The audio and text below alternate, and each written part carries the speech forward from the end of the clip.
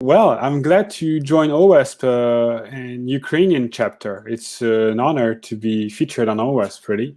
And yeah, I wanted to talk to you about leveraging the crowd power for securing connections between peers, because as we will see, it has been done in many different areas of the game so far, but not really in security so far.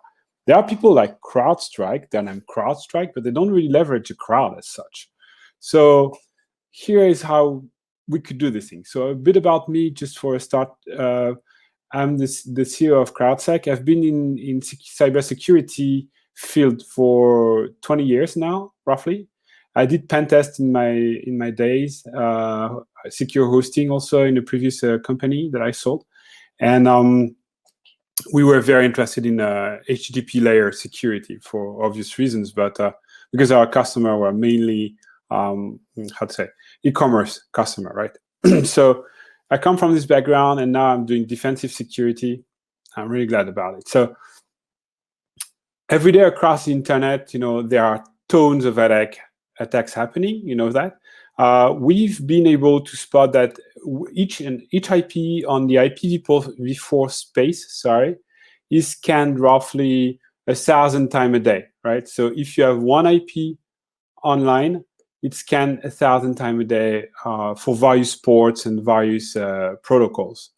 And then we know also that globally in the internet, 2,000 attacks are perpetrated per day as well. So it's quite crazy. Not talking about the personal records stolen from large companies, mainly through HTTP, by the way. DDoS attacks, it's still a thing. Sometimes on an applicative layer, sometimes on a network layer. A lot of them on the network layer lately.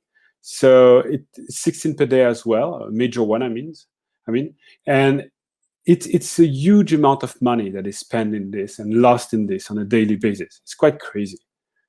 And if we go beyond that, you can see, every once in a while, gigantic credential stuffing attempts. We'll be back to this a bit later on, but credential stuffing is when one get a password and a login database and with emails and various credentials, and they try it on your website, right? So, or they just try to brute force your credentials on SSH or whatever else you're using. So it's really a plague. The port scan is one thing, but the web scan is huge. It's really one of the biggest activity on Earth, actually. And not to mention targeted attacks, like some banks or major venues are constantly nagged by people trying to find the low-hanging fruits, like this recruiting website of yours where you forgot to put some safety, and it's still nevertheless connected with the rest of your IT system. So the day they can breach in your HR system, they can go back into your core network, and that's really a problem. And if you think about it, what's crazy here is that all the major companies, I'm just quoting American companies here, but it's, I'm not American as such, so I don't care. It's just, they are among the biggest player on Earth, right? So you cannot expect JP Morgan, for example, to not have enough budget. It's just not credible, right? They are having actually a yearly security budget of $69 million a year. Who on earth has $69 million just dedicated to security? No one. It's actually among the biggest budget ever. So they have the best people, almost. They have the best software. They are doing pen tests several times a year. They are subscribed to every and all security threat intel you can think on Earth. And nevertheless, they got hacked. Big time. They lost 83 million accounts, not 10 or 20, 83 million. From their customers. And this is just the upper part of the iceberg, the tip of the iceberg. What about all the other businesses that are just crushed every day and you don't even know or heard about it because they are too small to wait in the debate, but nevertheless they were hacked. So why are we still here 20 years after? I was part of the people like you probably ringing the bell 20 years back in time saying, guys, we will have problem with security, do something. But nevertheless, we're still here. What happened? So there are four really major forces for cogwheels of apocalypse, playing against the CISO. The first one is the time, because when the hacker tried to breach in, First of all, it's not calling you and saying, okay, I'm going to get to your servers, right? So it chooses a time, and you never know when it's going to happen. And the second thing is, when there's a vulnerability, say on the web stack, you don't know it like before a while already. It's been at large for a while before it's patched. And then when the patch is out, it still requires time before the team deploys it into production, right? So it's not so easy to control the time aspect of an attack. The second thing is unfiltered access. And here, web and OWASP take all its sense, because pretty much all webs are not filtered, right? They are unfiltered because you want people to come on it. You want people to be able to access it. DNS, mail, apps, you name it. All of those are just not filtered by the firewall. Your firewall is useless for that. The only rules it has for this is like pass. It's okay. Go to the web, pass wherever you come from, whoever you are. Go to the website, no problem. So your firewall is not about to help you anyhow. And besides, your flux is ciphered now. It's like HTTPS, it's SSL encrypted. So it's not really easy for the firewall to handle it. There's a perimeter thing that is a dramatic thing as well. I mean, your data are everywhere nowadays. It's in the cloud, it's in a container, it's in a cloud drive, it's in the SaaS service, it's in an appliance. And ever since COVID-19 crisis struck us, most companies open VPN connections from your home to their core network. Meaning, home is like a very, very harsh environment where there are like phones that are insecure in various levels of updates. There is this PlayStation 4 that is maybe compromised or whatever. There is an Android, or whatever happens in your home gets to knock at the door of your business nowadays, which is a dramatic turn of things, because people are not ready. They are not trained for that. So it's another extremely big problem. And the last one, obviously, is money. Money, I mean, when a hacker is attacking you, is using usually stolen resources, right? He exploited machines, he stored them, and at some point he started an attack against you. But those machines, he doesn't pay for them. They are for free. They are stolen goods, The other thing is he's using open source tools, which are most of them free. And he's using his time, which he doesn't count as such. So when he's investing $1 in attacking you, you're investing thousands of dollars in defending yourself. And this is where it's unsustainable, because when you have such a ratio between the attacker and the defender, it's just unsustainable. And the thing got worse. Yeah, I mean, it's already a very grim picture. I mean, I'm painting you here, but it's worse than that, because if you think about this castle strategy, where you had this time before, good old times, where you could put all your servers and all your resources in one place, and you could defend them with a wall, right? You would build a wall, a castle around your resources, and say, okay, this is outside of the firewall, nobody gets in. And what is inside the firewall is protected by the firewall. We have a DMZ, everything is right. But that was before, man. As we saw, I mean, everything is scattered across. Your watch is talking to your Wi-Fi, which is talking to a cloud appliance, while your machine locally is executing JavaScript that is maybe feeding back some data to a SaaS service. I mean, it's leaking from all points. There are no more walls. It's to be forgotten, right? So what we think is like tech assets, whatever they are, like your phone, your machine, your laptop, your servers, your websites, your SaaS, your watch, or whatever, your connected weight scale, all of those have to defend themselves by themselves, just relying on what they can do themselves. Because if there's no perimeter to protect them, they have to be able to protect themselves alone. And this is where I love, the transformation of our world. And this is where OWASP was a visionary before time, because I don't know for how long OWASP is around, but 20 years, something like this. So HTTP is a universal language to everything. Take an AS400, those IBM machines made for banks that are sitting in the basement of most banks in the world. Those machines are 40 years old, IBM made them like 40 years ago. And they are as old as anything can be, but they still speak HTTP. Whereas on the other end of the spectrum, your brand new smartwatch or phone is also speaking HTTP, meaning HTTP is the only common point across 40 years of IT industry, right? So anything, any solution that would want to scale and protect all those assets would have to rely on HTTP itself, because this is the only common point to every of them. So now let's speak about collaborative security. How is it possible to make it, right? So what you can do is like fail2ban used to do in the old times, you can qualify the behavior on a large scale on thousands of endpoints. Say, I'm not speaking about my product here because I'm not allowed to, but let's say you use fail2ban, right? It's behavior detection as well. So you could do it on your scale at home. Everybody could do it on this scale at home. It would already provide great results and allow to block a lot of attacks, specifically on the HTTP layer, honestly. And then you could share it with a central API, a central point. And this central point would be in charge of curating those signals and say, okay, this is a reliable signal. This is not a reliable signal. This is an attempt of poisoning. This is a false positive, and so on and so forth. And once this API has done the job, you have an IP reputation system.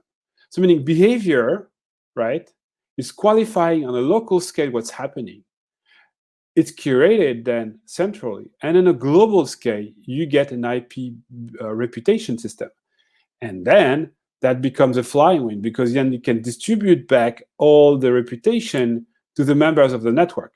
This is what I call collaborative security. This is where everyone is really working together. You detect on an individual level, and you benefit from the global level. So to be back to our problem, the castle strategy, the only way to protect so many assets across such a diversity is to establish reputation in just an instant, in just like 30 milliseconds, just upon first packet receiving. You receive the first packet, you ask, okay, is this IP trustable or not? Yes, no. And that's all you have to do. And the beauty of it is like, even the dumbest of all IoT device, like this ESP8066 something, or the A-Tiny98, whatever, something like with close to no resource, no CPU power, would be able to do this. It's first of all able to make an HTTP call, because it's kind of its job, but it's also able to leverage a system where there's just one call to do, super lightweight. And CROD is the reputation to establish a global reputation network worldwide. No one else but CROD can do this. Every attempt you would do on an individual basis would be doomed, because you would be too small. Every major company, say, I don't know, Google would want to do it, right? They would spawn 100,000 servers on GCP, and it would cost them something like $30 a month, or maybe because it's their own cloud, maybe $20 a month. So 100,000 servers, $20 a month is $2 million per month, times 12, $30 million per year with all the administrators and all. And they would only detect things that are aggressing GCP, not even the worldwide threat. So it's only possible if people take their fate in hand in this. And the rise of the crowd is nothing from yesterday. Oh, I'm missing an icon here. Oh, no, I guess it's an animation. Yeah, it's an animation, sorry. So the rise of the crowd is everywhere, right?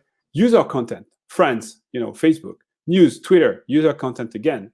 LinkedIn, it leverages the power of the crowd. Without the people, LinkedIn is nothing. Vacations, it's people feeding Airbnb. They are putting their things to rent on Airbnb. It's just, Airbnb is just providing a platform as such, as every other are doing. Waze is the best way of showing how a crowd can be powerful. I mean, when 200 people were using Waze in Kiev, it was useless, because it would not spot a traffic jam, right? When it was 2,000 users, it started to be something you would want to have on your phone, right? And when 20,000 users were using it in Kiev, well, you had to use Waze, because it's really giving you insights, precious insights on traffic. So this is the ultimate example where the crowd is unbeatable, because states and government couldn't do this, where the crowd could.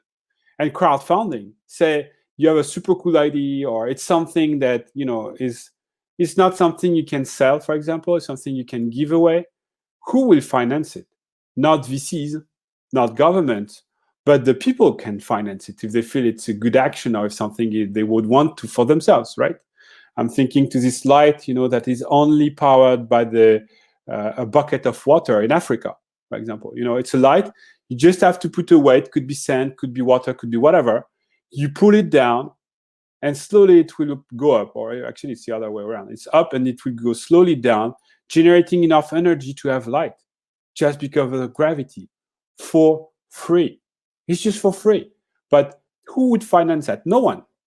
I mean, if there's not a profit to be made in this society we live in, nobody would want to pay for it, except the crowd, because we feel like Africa development is important. So the project was funded and is actually deployed in Africa.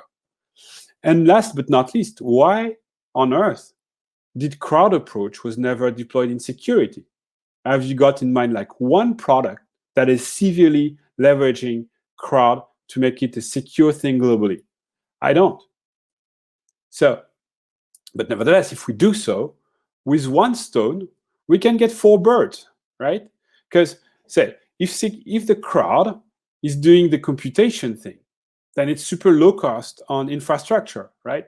On my end, I don't need to run like thousands of servers to analyze the signals coming from everywhere, because each and every machine using the system will be doing it by itself. So the costs in infrastructure are super low, meaning you don't have to build a super big amount to the customer. It can be used by SMBs, small companies that are the main targets of the hackers. I mean, if you can pull a heist at Google, you're godlike hacker. Come on, there's nothing we can do against you, right? But actually, most of the hacking are going toward SMBs, and this is a silent crowd that is suffering from it. And also, API rule both ancient and modern worlds, as we saw. It's all across the spectrum. So this is super easy to protect, but it's not only this. HTTP is the core of all the business, as we'll see. And since your network is way larger because you're free and you're spreading it around the globe, you don't have any outdated data like OWASP does, because there are so many people feeding the system that you don't have to keep an IP forever in your system. You can replace it every time someone is spotting it. So basically, there's close to no cache needed. And the last thing is a delay between attack and spotting is shorter because of the size of the network.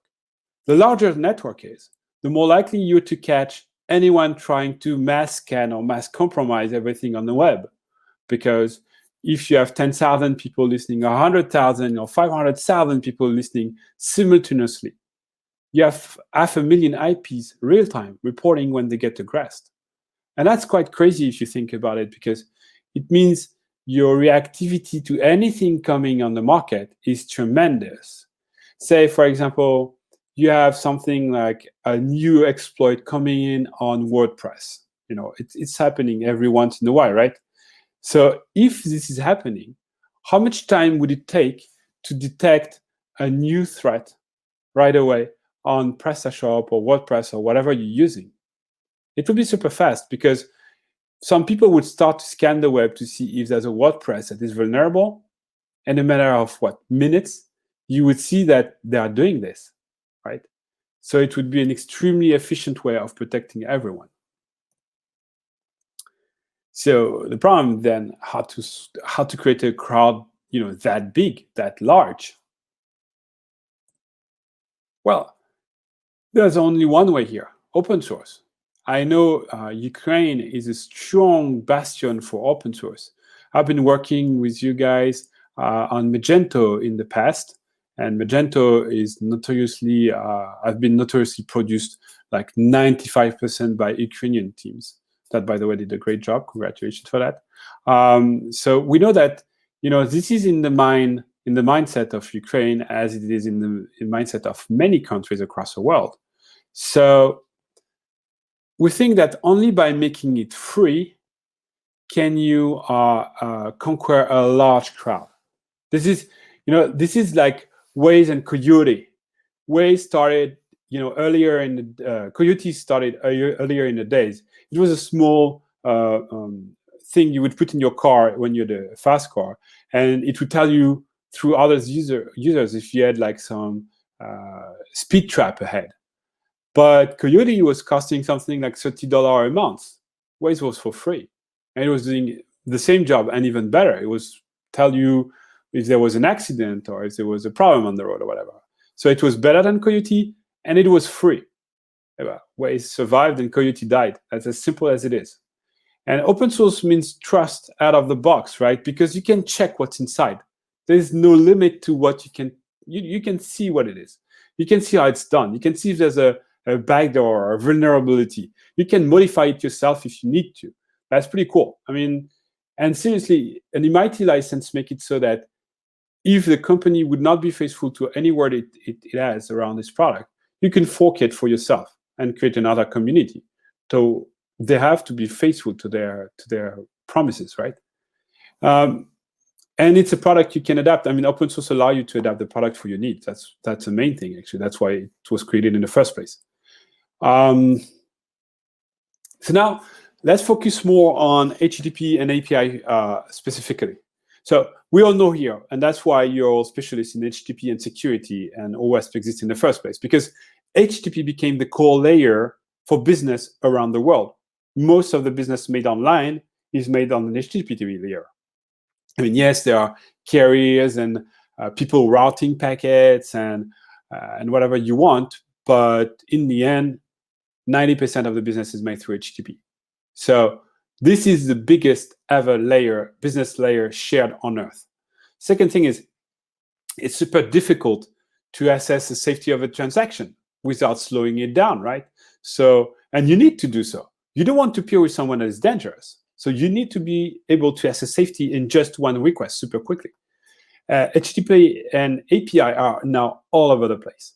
And the cool thing is, instead of dumbly like a firewall, it can pretty much reply in a dumb way, or a proxy or a reverse proxy, because what they do is like, okay, we have a problem. Let's drop the IP connection, or let's drop the user connection session, sorry. But it doesn't speak for what's happening in the HTTP business layer, right? Something may be at stake here. Maybe you're doing a transaction with someone on an e-commerce website, and you don't want to ruin this or take the risk, because maybe it's just not a sensitive or a problematic person. Maybe it's just an IP that has been caught doing something, but there are 10,000 users behind. So you just don't want to drop it harshly. You could, I mean, at very least, you could send a captcha. That would be smarter. That would block the people that are doing automated things, but that would still leave the user at peace with interacting with your website, right? Or you can say, for example, okay, maybe it's a hacker, maybe it's not a hacker, right? So I will prevent them from going to my administration section of the website, on the WordPress or on Drupal, for example. You would not be able to access WP admin directory, but you would be able to surf on the website. That way, it's smarter. You know, you can integrate some business logic in the way you react to an aggression. And addresses, so yeah, it's pretty much what I said. Sorry. I don't want to overstep the timing because I see it's like 3:28. So the security triangle would be what? Would be behavior, right? You start with behavior. You feed something like crowd. And then the crowd is establishing reputation. And it's fed back to the crowd over time. And this is how we think collaborative security on an HTTP layer can happen.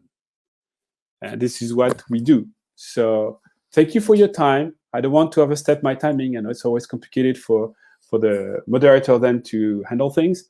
But if you have any questions, feel free. I'll be happy to answer.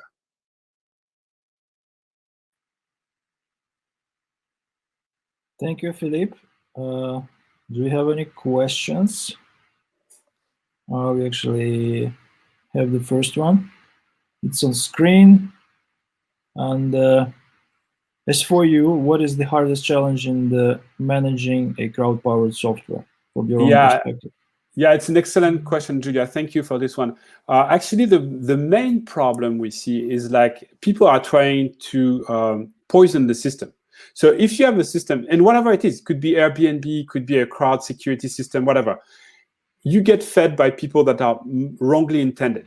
And they say, for example, you know, this 8888, this Google DNS IP, it's super bad. It's super nasty. It aggressed me. And they send you like tons of those signals and to try you to ban Google DNS or Google Bot or Kaspersky updates or Microsoft updates, whatever. So there's a curation process in every crowd approach. And the curation process has to be smart. So we have one, obviously. Airbnb has one, Waze has one, and so on. Because you can also feed bad things into Waze, for example. You like have tons of phones in the same place and just stay on the highway on the side and not move. And Waze would think, oh, wow, there's a problem here on this highway. So everyone should go on the right, because this is stuck. But it's not stuck. It's just someone poisoning the system. So to answer your question, Julia, it's mainly about curation of the wrong signals. Okay. Thank you, Julia, for the question. Yeah, the question I got out of Bent, is this all GDPR compliant? Yes, it is.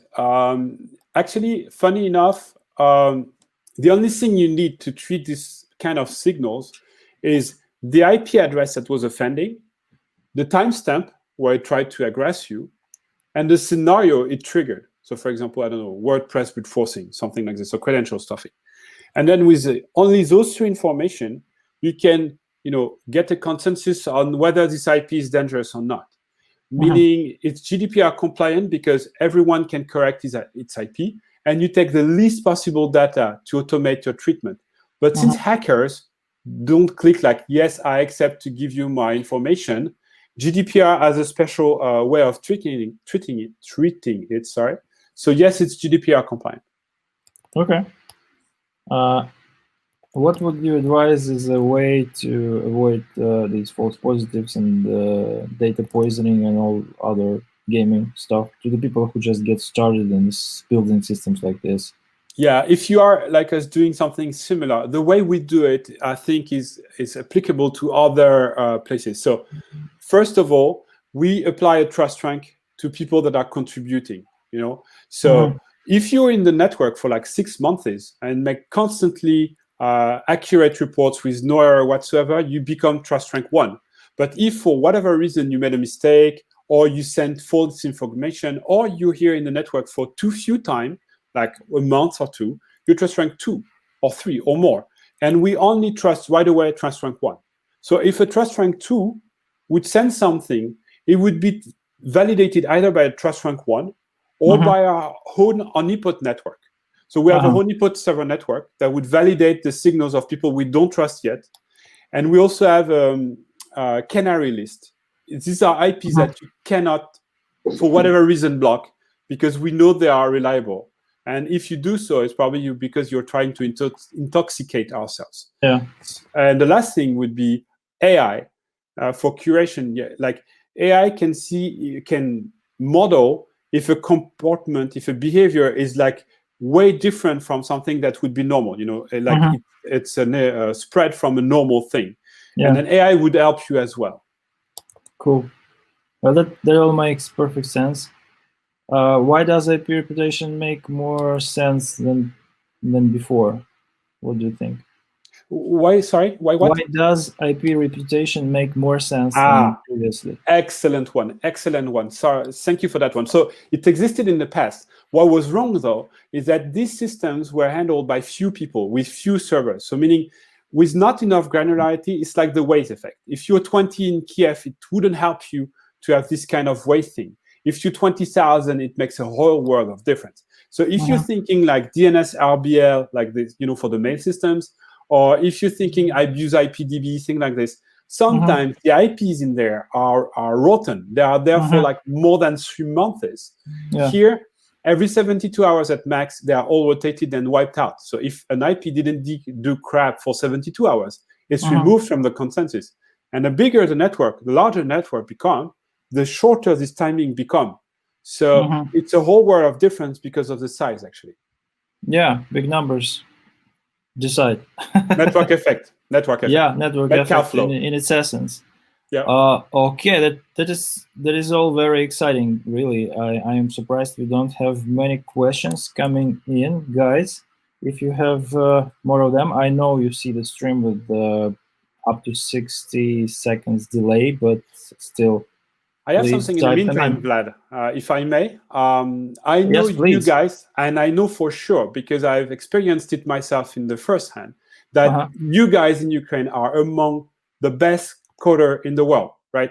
There's no question here. You may not know it, but that's for sure. And I've been using this, and I've been seeing this, and I work with Magento and other companies that developed in Ukraine. It's really impressive. So what we would love from you guys, if some people could come to us and be contributors, help in the product, develop things, because we trust you. We know you're good, right?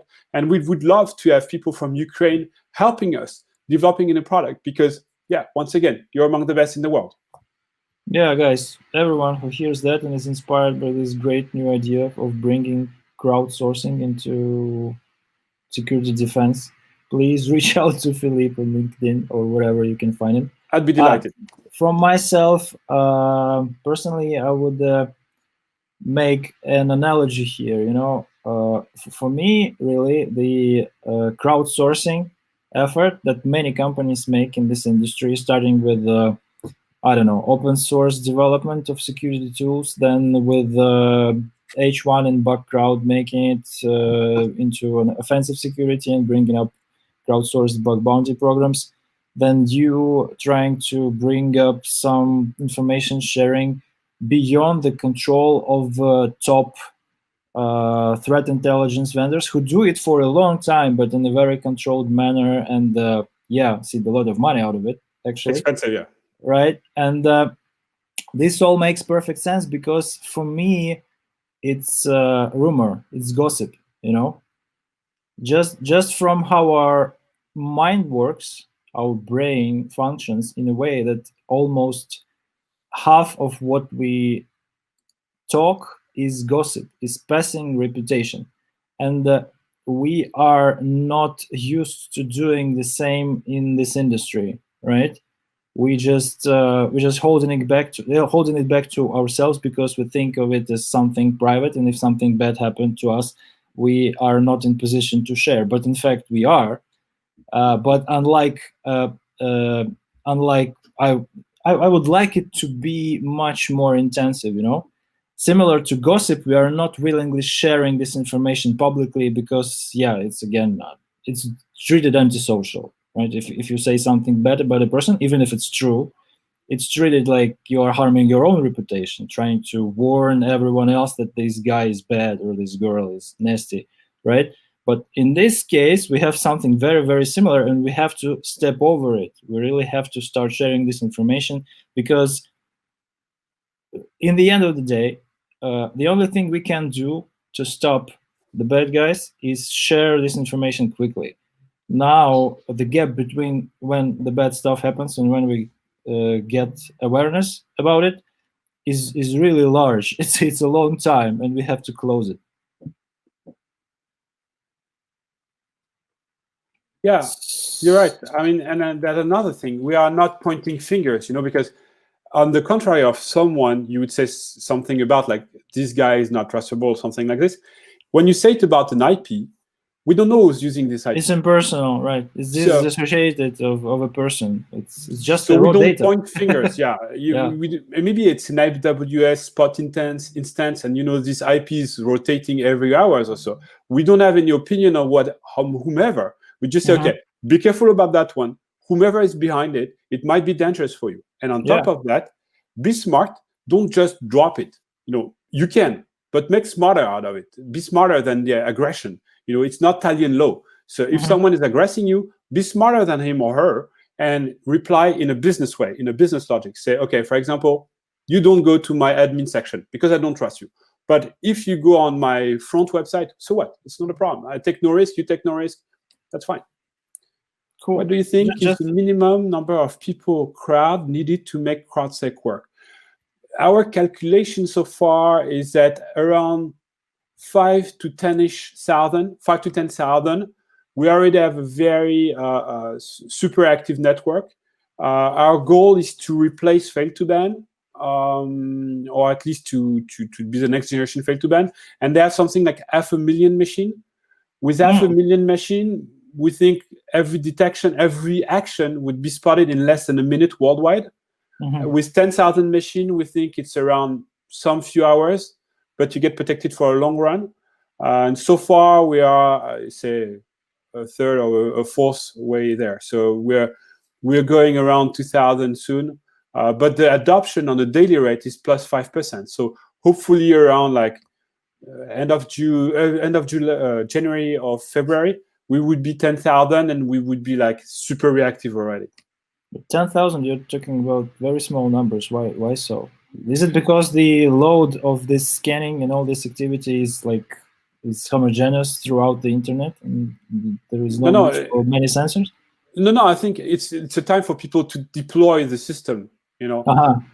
But 10,000 is not so few actually. If you think about it, 10,000, if they are very well spread across the 0/0, you know, all the IPv4 addresses of internet, we deal with IPv6, but it's another story here. But if it's well spread across the spectrum, it's enough to catch it very quickly. Say if you have like 1 per major /24, it's enough. So you take like 2 or 3 billion, 3.4 IPv4 billion address, billion IPv4 address, sorry. You slice it, you divide it by 10,000, and you imagine one IP roughly at each section, you would get already a very sensitive radar. So obviously we don't have a perfect distribution, but we're working on it. But if we take the waste comparison, I think when will be 10,000, it will be more like when you would be 2,000 using Waze in Kiev, right? And then it's useful. It's not yet the pinnacle, but it's useful. But remember one thing, IP reputation is one thing, but the software is also dealing with behavior. So what IP reputation would not catch, behavior would catch. So you're still protected. You kind of have 2 shields to protect you, not just one.